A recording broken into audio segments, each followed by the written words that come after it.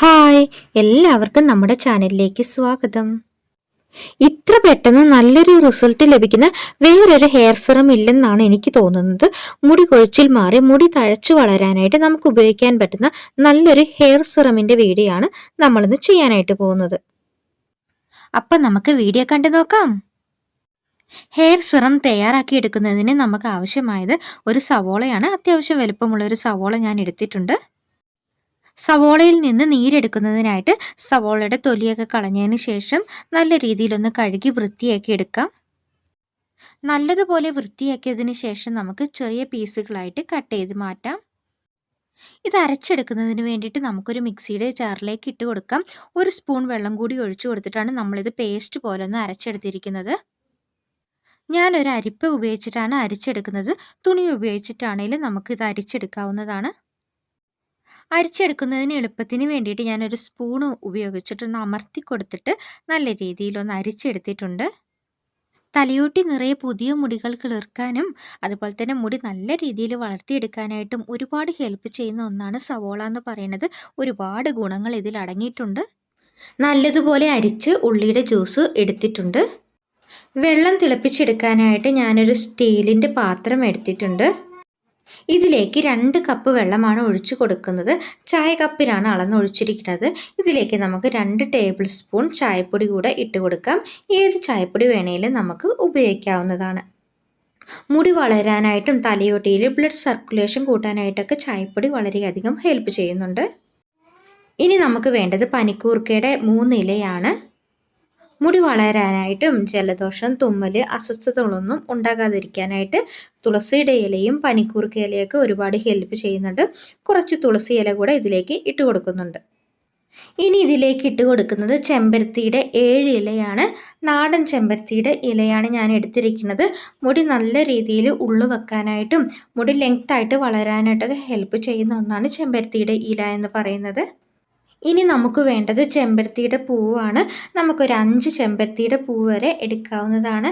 ചെമ്പരത്തിയുടെ പൂവും മുടി വളരാനായിട്ട് ഒരുപാട് നല്ലതാണ്. ഇനി നമുക്കിത് നല്ല രീതിയിലൊന്ന് തിളപ്പിച്ചെടുക്കണം. തിളപ്പിച്ചെടുക്കുന്ന സമയത്ത് ഈ 2 കപ്പ് വെള്ളം 1 കപ്പ് വെള്ളമാകുന്നത് വരെ നല്ല രീതിയിലൊന്ന് തിളപ്പിച്ചെടുക്കുക. പുരുഷന്മാർക്കും സ്ത്രീകൾക്കും മുടികൊഴിച്ചിലുള്ള എല്ലാവർക്കും ഉപയോഗിക്കാം. മുടികൊഴിച്ചിൽ മാറാനും താരൻ മാറ്റിയെടുക്കാനും മുടിക്ക് തിക്ക് കൂട്ടാനും നമുക്കിത് ഉപയോഗിക്കാവുന്നതാണ്. 2 ഗ്ലാസ് വെള്ളം 1 ഗ്ലാസ് വെള്ളമായി കിട്ടിയിട്ടുണ്ട്. അപ്പോൾ തണുക്കാനായിട്ട് മാറ്റി വെച്ചിട്ടുണ്ടായിരുന്നു.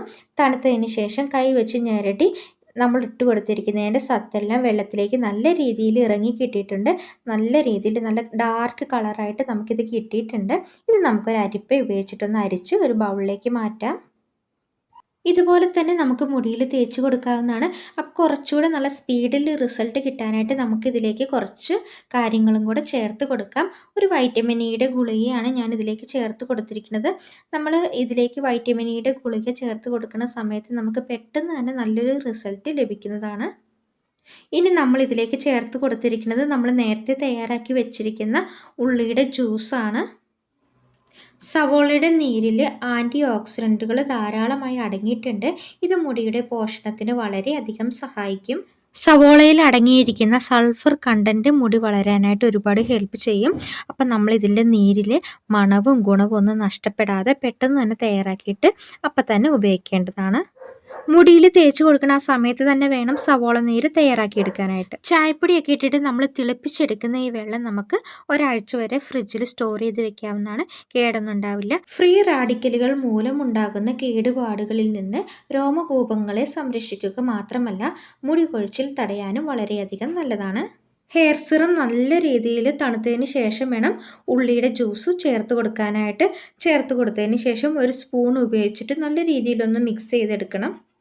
നമ്മൾ തയ്യാറാക്കിയിരിക്കുന്ന ഹെയർ സിറം ആണെങ്കിലും അതുപോലെ തന്നെ ഉള്ളിയുടെ ജ്യൂസ് ആണെങ്കിലും മുടി വളരാനായിട്ട് ഒരുപാട് ഹെൽപ്പ് ചെയ്യുന്നുണ്ട്. ആഴ്ചയിൽ 1 പ്രാവശ്യമൊക്കെ നമുക്ക് മുടിയിൽ തേച്ച് കൊടുക്കാവുന്നതാണ്.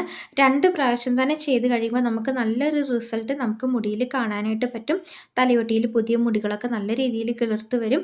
ഞാനൊരു സ്പ്രേ ബോട്ടിലേക്ക് നമ്മുടെ ഹെയർ സിറം മാറ്റിയിട്ടുണ്ട്. അടുത്തായിട്ട് നമുക്ക് മുടിയിൽ തേച്ച് കൊടുക്കാം. അതിനു മുമ്പ് പല്ലിനകലമുള്ള ഒരു കോമ്പ് യൂസ് ചെയ്തിട്ട് നല്ല രീതിയിലൊന്ന് സ്കാൽപ്പ് തട്ടുന്ന രീതിയിൽ തലയോട്ടിയിൽ ഒന്ന് കോമ്പ് ചെയ്ത് കൊടുക്കണം. അതിനുശേഷം നമ്മൾ ഡെയിലി യൂസ് ചെയ്യുന്ന ഹെയർ ഓയിലിൽ നിന്നും കുറച്ച് മാത്രം ഹെയർ ഓയിൽ എടുക്കുക. ആ ഹെയർ ഓയിൽ തലയോട്ടിയിൽ നല്ല രീതിയിലൊന്ന് തേച്ച് പിടിപ്പിക്കുക. മുടിയിലും കുറച്ച് തേച്ച് കൊടുക്കാവുന്നതാണ്. എന്നിട്ട് തലയോട്ടി നല്ല രീതിയിലൊന്ന് മസാജ് കൂടി ചെയ്ത് കൊടുക്കുക. സ്പ്രേ ബോട്ടിൽ യൂസ് ചെയ്തിട്ടോ ഇതുപോലുള്ള ബോട്ടിൽ യൂസ് ചെയ്തിട്ടോ അല്ലെങ്കിൽ കോട്ടണിൽ ഡിപ്പ് ചെയ്തിട്ടോ അല്ലെങ്കിൽ കയ്യിലെടുത്തിട്ടൊക്കെ നമുക്ക് തലയോട്ടിയിൽ തേച്ച് കൊടുക്കാവുന്നതാണ്. തലയോട്ടിയിൽ നന്നായിട്ട് പറ്റണം, അത്രയേ ഉള്ളൂ. മുടിയിലും തേച്ച് കൊടുക്കുക. തലയോട്ടിയിൽ നല്ല രീതിയിൽ തേച്ച് പിടിപ്പിക്കണം. അതിനുശേഷം ഒരു 15 മിനിറ്റ് നിങ്ങൾ മസാജ് ചെയ്ത് കൊടുക്കണം. ഇത് നിങ്ങൾ ഒഴിവാക്കരുത്.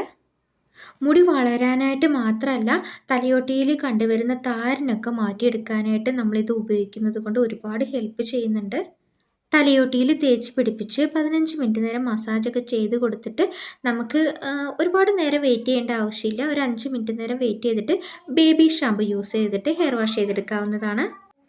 നമ്മുടെ ചാനൽ ആദ്യമായിട്ട് കാണുന്നവരാണെങ്കിൽ നമ്മുടെ ചാനലൊന്ന് സബ്സ്ക്രൈബ് ചെയ്യുക. വീഡിയോ ഇഷ്ടമായ നമ്മുടെ വീഡിയോ ഒന്ന് ലൈക്ക് കൂടി ചെയ്യുക. ബൈ. അടുത്തൊരു വീഡിയോയിൽ നമുക്ക് കാണാം. താങ്ക്